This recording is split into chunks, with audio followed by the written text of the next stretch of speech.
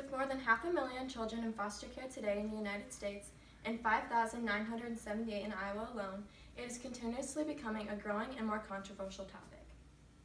With all of these children in foster care, most of these children are considered victims and have not had a stable family or living experience in their early years of development, which is most important. This topic has always interested me, and I've been researching it for a couple of weeks, both the negatives and the positives of foster care, to really build my position. In this speech, I will be explaining the issues in the foster care system today, including child maltreatment, what needs to happen to prevent this abuse, and the dramatic effect this would have on the foster care system. Introducing the biggest issue in foster care today, child maltreatment.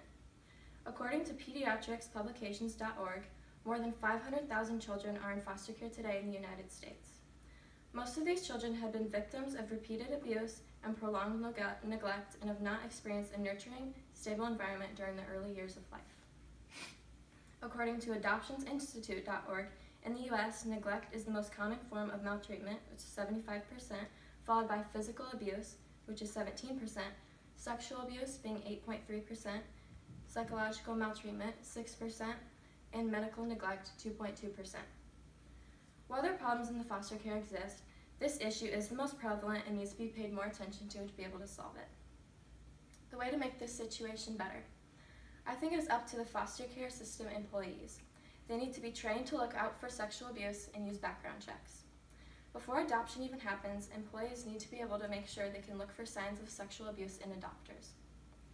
This can be helped by the employees being trained to do so, as well as making sure there are stricter background checks in the system. According to abusepreventionsystems.org, Abuse Prevention Systems provides unique resources for foster care and adoption programs.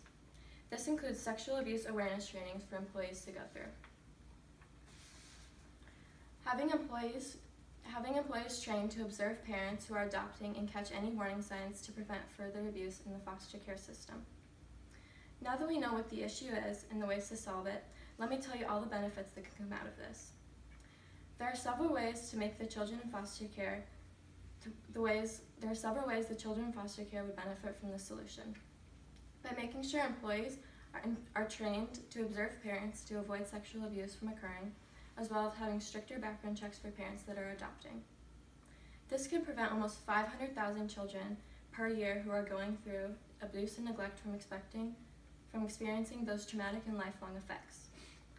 According to abusepreventionsystems.org, there's a foster care home named Lana Pope Home, and they've been using the systems to train their employees.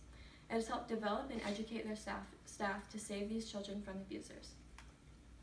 Overall, today I've discussed with you the biggest issue in foster care today, abuse, as well as what we can do to prevent this from happening, so why children would benefit from this.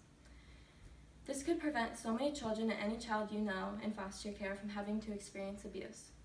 Advocate for this in our community and foster care homes in Iowa. How long was that?